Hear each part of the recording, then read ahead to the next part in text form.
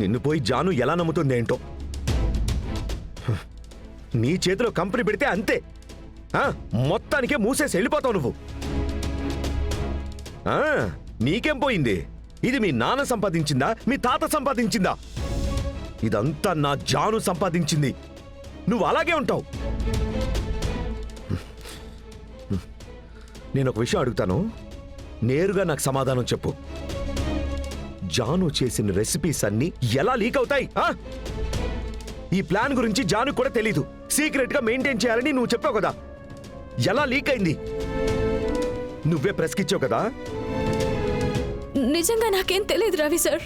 నీకు తెలియలేదంటే అది బయటికి ఎలా లీక్ అయింది? జాను ఎన్నేళ్ల కష్టం తెలుసా నీకిది?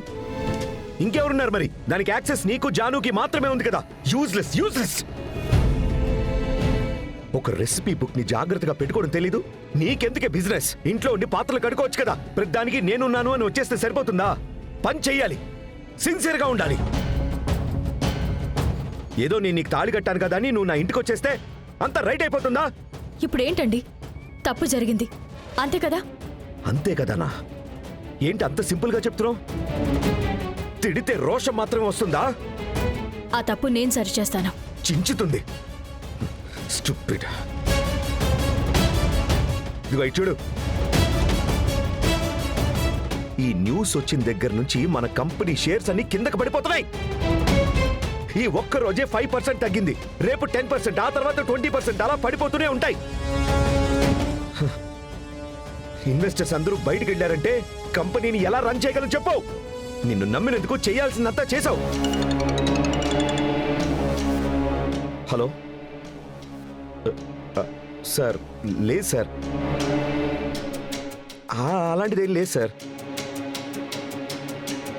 సార్ అంతా సెట్ అయిపోతుంది సార్. సరే సార్, నేను మాట్లాడతాను. ఎవరో తెలుసా? మన కంపెనీలో ముఖ్యమైన క్లయింట్ చంద్రకుమార్. ఇంతకు మించి మీ కంపెనీని నమ్మి ఏ ప్రయోజనం లేదు, మేము పెట్టిన అమౌంట్ అంతా రిటర్న్ చేసేయండి అని అడుగుతున్నారు. దీనంతటికీ కారణం ఎవరో తెలుసా? నువ్వే. నువ్వు మాత్రమే కారణం.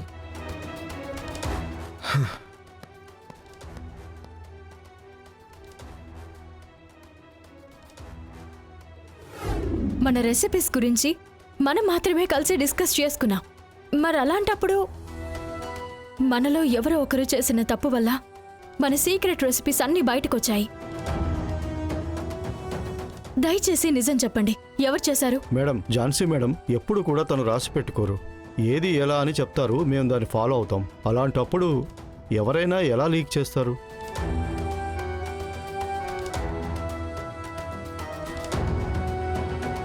మరి దీనికి ఏంటి అర్థం?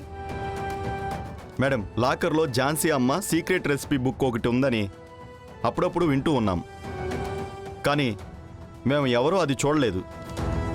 ఝాన్సీ అమ్మ కూడా దాని గురించి మాకు ఏమీ చెప్పలేదు. ఆ లాకర్లో ఉన్న రెసిపీ బుక్ ఏమైనా లీక్ అయి ఉంటుందా మేడం? ఒకవేళ ఆ నోట్స్ ఎవరైనా కొట్టేశారేమో? ఆ లాకర్కి అయితే ఝాన్సీ అమ్మకు మాత్రమే తెలుసు. అలాంటప్పుడు దాన్ని వేరే ఎవరో ఓపెన్ చేయగలరు? మేడం, మీకు కూడా ఆ లాకర్కి యాక్సెస్ ఉంది కదా? నాకు కూడా ఉంది, కానీ అది నేను తీయలేదు. నాకేం అర్థం కావడం లేదు. మేడం, జరిగిందేదో జరిగిపోయింది. ఇప్పుడు దీన్ని ఎలా సరిచేయాలో ఆలోచించండి మేడం. ఎక్కడ తప్పు జరిగిందని తెలిస్తేనే అది మనం సరిచేయగలం. ఝాన్సీ మేడంకి ఈ విషయం తెలిసేలోపు ఎలా అయినా దీన్ని సరిచేయాలి మేడం. మేడం, బాగా ఆలోచించండి. లాకర్ కీని మీరు ఎక్కడైనా పెట్టేసి మర్చిపోయి ఉంటే, ఎవరైనా తీసుకుని ఉంటే?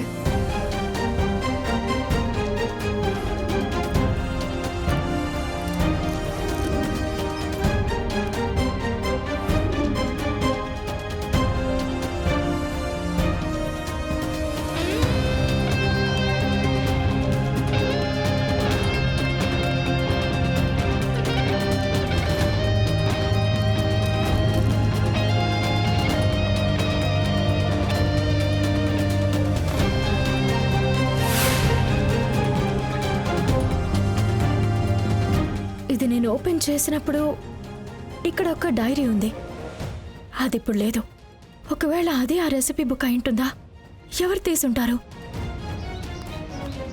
హలో, మీరే కదా కలోంజినత్ పంపించిన వాళ్ళు? అవును మేడం. మ్. ఇది ఝాన్సీ అమ్మ సీక్రెట్ రెసిపీ బుక్. ఇంకొద్ది సేపట్లో ఇది మొత్తం వైరల్ అయిపోవాలి. ఝాన్సీ అమ్మ సీక్రెట్ రెసిపీస్ అన్నీ ఈ ఊరంతా చూడాలి. ఈ కంపెనీ మీద ఉన్న నమ్మకం అంతా మట్టిలో కలిసిపోవాలి. జాగ్రత్త, అస్సలు మిస్ అవ్వకూడదు. ఓకే మేడం, మేము చూసుకుంటాం.